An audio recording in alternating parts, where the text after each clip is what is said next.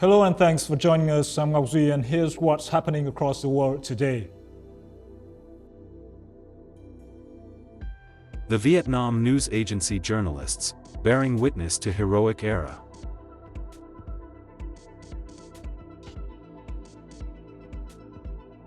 Full dress rehearsal for Grand Parade marking 50th reunification anniversary held.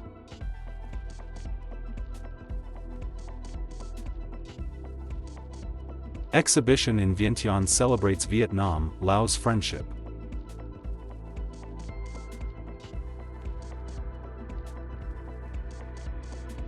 Living History, War Artifacts honor historic April 30th.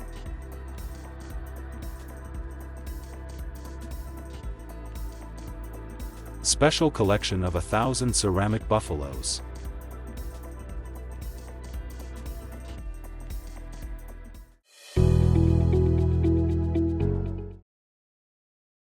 "50 years after the South's liberation and national reunification, generations will forever honor the sacrifices of our people and soldiers." Among those who helped capture that historic victory were the journalist soldiers of the Vietnam news agency, VNA, who, through their pens and cameras, told the story of a nation's fierce battles and unbreakable spirit. That spring was truly extraordinary. When we arrived in Hue, none of us imagined that just 3 days later we would be in Da Nang, and only a few weeks after that, in Saigon. It was a time when history seemed to move at the speed of 20 years in a single day. And when the country was finally unified, for us young journalists, those days became unforgettable, etched deep into our hearts.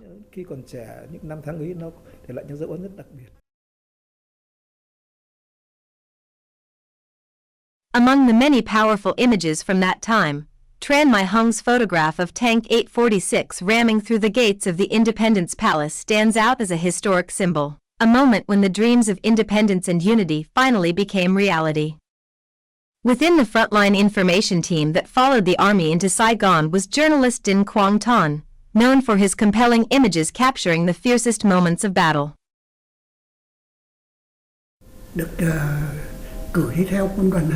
One of my photos caught the moment a soldier shot down an enemy combatant. I couldn't stay long to take more pictures. I had to keep up with the soldier, but along the way, I was able to capture so many vivid and powerful scenes.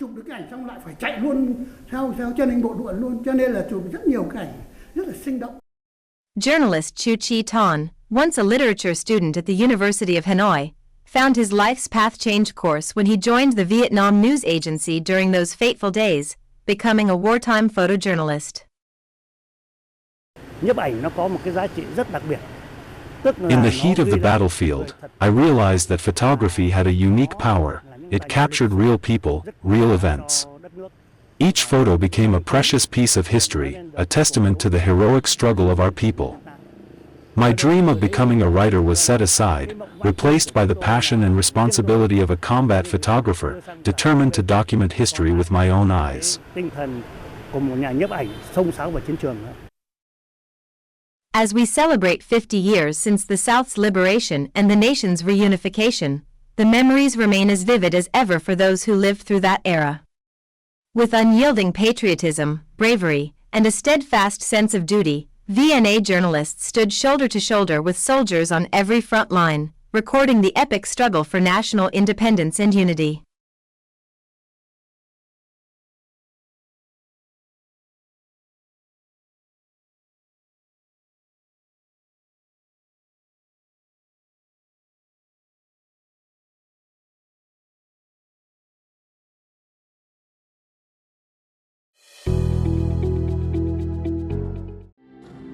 A state-level full-dress rehearsal for the Grand Parade, marking the 50th anniversary of the liberation of the South and national reunification, April 30, 1975-2025, was held along Le Duan Street in District 1, Ho Chi Minh City, on April 27 morning, with the participation of around 13,000 people.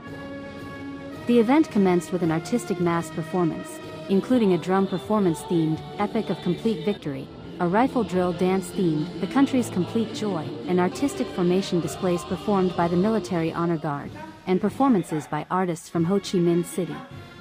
The rehearsal program officially began with the flag-raising ceremony, accompanied by a 21-gun salute, conducted by the ceremonial artillery team at Bok Dang Wharf, District 1.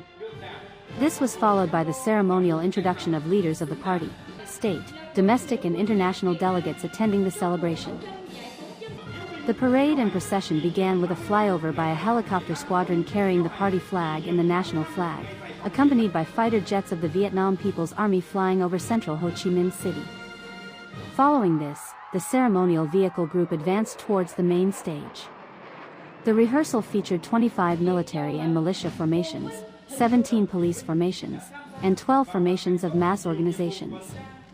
The military parade rehearsal also included formations from the armies of China, Laos, and Cambodia.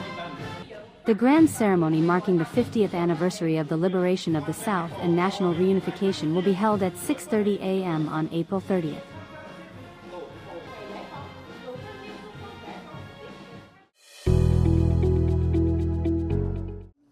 A photo exhibition highlighting the great friendship, special solidarity, and comprehensive cooperation between Vietnam and Laos, opened on April 25 at the Lao National Convention Center in Vientiane, as part of State President Luong Quang's state visit to Laos. On display were 30 photos selected from the Vietnam News Agency's archives, vividly illustrating the time-honored relationship between the two countries. The photos also spotlighted the Vietnam-Laos Combat Alliance, a symbol of the will and determination to fight for independence, peace, and justice, as well as the strength and solidarity of the two peoples and armies, in standing side by side to regain independence, freedom, and happiness for their nations. In addition, photos of historic milestones such as the establishment of diplomatic ties in 1962 and the signing of the Treaty of Amity and Cooperation in 1977 mark key foundations of the bilateral partnership. Other images capture the period of national construction and development in each country, highlighting cooperation in infrastructure, education, healthcare, and human resources training, areas where Vietnam has provided consistent support, offering a vivid portrait of the deep-rooted and ever-growing Vietnam-Laos relationship.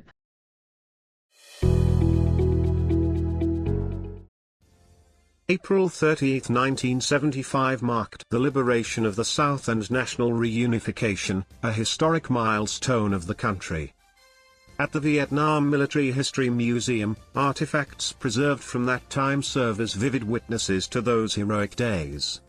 More than relics of battle, these items convey a deep yearning for peace and inspire pride and gratitude in today's generations. My child and I traveled from Tuyen Quang to visit the Vietnam Military History Museum. The section I most wanted to see was the one displaying artifacts from 1975. Coming here brings a very special feeling. It's different from what you see on TV or read in books, because these are all real living objects. At the heart of the exhibition stands the iconic T-54B tank number 843. This was the very tank that crashed through the gates of the Independence Palace at noon on April 30, 1975. At that moment, Lieutenant Bui Quang Nan, the tank commander, planted the victory flag, bringing the resistance war against the US to a close, opening a new era for Vietnam. In October 2012, tank number 843 was officially recognized as a national treasure. The museum also houses many other artifacts linked to this historic date, including Jeep number 15770, the flag of the National Liberation Front of South Vietnam, and the Determined to Win map used in the Ho Chi Minh campaign. That map, used by the campaign's command to direct the final push into Saigon, was also designated a national treasure by the Prime Minister. So actually, there are many objects which are impressive to look at, to see here, make people think about how bad actually war is. So maybe it helps also to avoid future conflicts. One of the most impressive things I saw was a helmet. I think it was covered with blood. It belongs to a Vietnamese soldier who sacrificed himself. Very strong love for the country. And at the end, that is why they win the war. Seemingly ordinary items hold powerful stories of sacrifice and noble ideals that generations of soldiers lived and died for. I was truly emotional, not just grateful for the sacrifices of our ancestors who fought for independence and peace, but also grateful to the party and state for building such a meaningful museum. It allows future generations to visit, learn, and be inspired to nurture patriotism and civic virtues.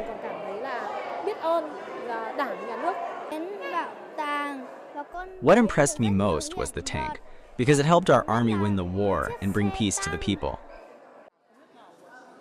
These artifacts are not just relics of the past. They are bridges between history and the present, connecting past generations with those of today and tomorrow. They serve as a powerful reminder of the responsibility each Vietnamese citizen bears to protect the nation's independence and work towards its peaceful development.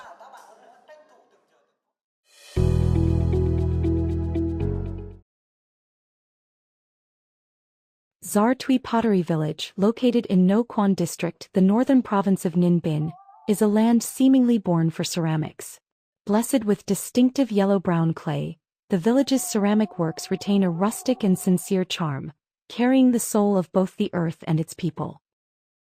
Among the artisans here is a woman in her 60s, often seen with clay-covered hands and feet. She is artist Nguyen Thi Lon Wong. She came to Sar Tui captivated by the forms of jars and pots. From these vessels she began creating ceramic artworks, buffalo figures of infinite variations, each infused with layered symbolism and meaning. It was only after coming here that I discovered the Huang Long mountain range surrounding Sar Tui. To me, it looked like herds of buffaloes roaming the hills. Then I realized these large jars resemble mountains. My task now is to recreate those herds of buffalo beneath the mountains.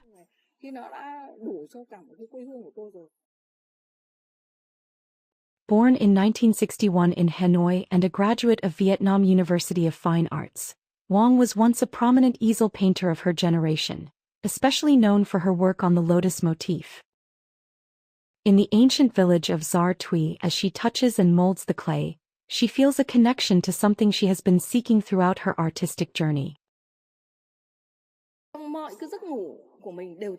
In every dream, I see myself working with clay, shaping it, playing with it. My creativity feels like a child playing with earth, effortless and full of joy.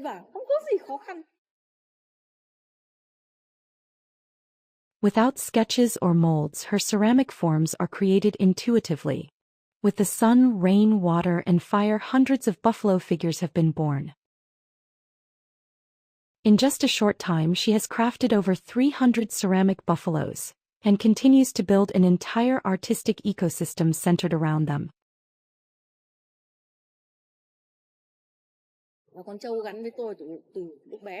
The buffalo has been with me since childhood. Now, everything seems to have come together to help me create this body of work and homage to the land of our ancestors. I originally planned to make 100 buffaloes, then 300. Now it's 1,200.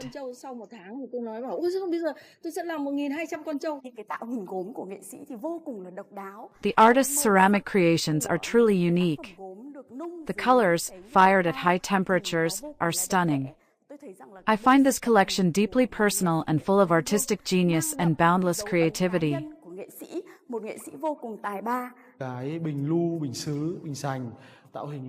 The jars and pots are shaped into women carrying goods to the market, while the buffaloes can be used as flower vases or water containers. They blend artistic expression with practical everyday use.